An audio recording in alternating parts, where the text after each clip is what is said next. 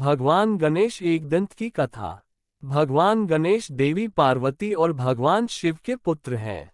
एक बार की बात है जब भगवान शिव और देवी पार्वती अपने शयन कक्ष में विश्राम कर रहे थे। उस समय देवी पार्वती ने गणेश जी को आदेश दिया कि वह उनके कक्ष के बाहर पहरा दें और किसी को भी अंदर न आने दें। मां की आज्ञा गणेश जी के लिए आदेश थी। उन्होंने वैसा ही किया और कक्ष के बाहर पहरा देने लगे।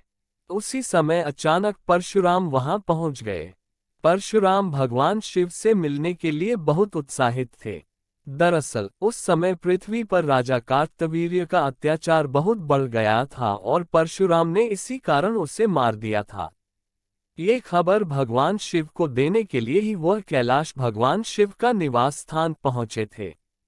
भगवान शिव के कक्ष की ओर परशुराम को तेजी से बढ़ता देख गणेश जी उनके रास्ते में आ गए और उन्हें रुकने को कहा, लेकिन परशुराम भगवान शिव से मिलने के लिए बहुत उत्सुक थे, इसलिए उन्होंने कहा कि मुझे भगवान शिव से मिलना ही है।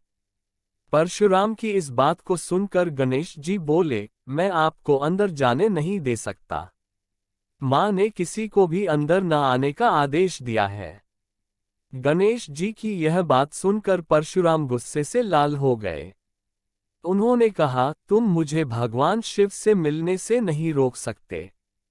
तुम नहीं जानते मैं कौन हूं।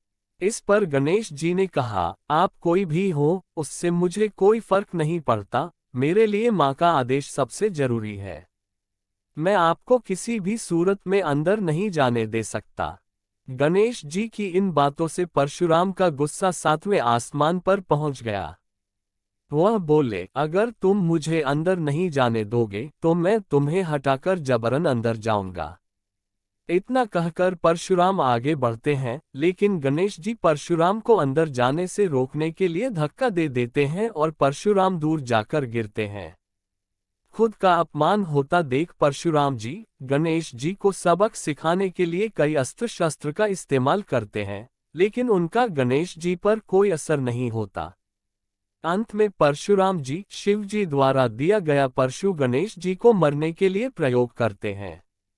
वह परशु भगवान शिव का था, इसलिए गणेश जी उसे पहचान जाते हैं और उसका सम्मान करते हुए उसका वार अपने एक दांत पर ले लेते हैं। परशु की चोट के कारण गणेश जी का दांत टूटकर जमीन पर गिर जाता है और गणेश जी दर्द से कराहने लगते हैं। गणेश जी की दर्द भरी आवाज सुनकर माता पार्वती और पिता भगवान शिव अपने कक्ष से बाहर आ जाते हैं और गणेश जी की यह हालत देख परशुराम पर क्रोधित हो जाते हैं।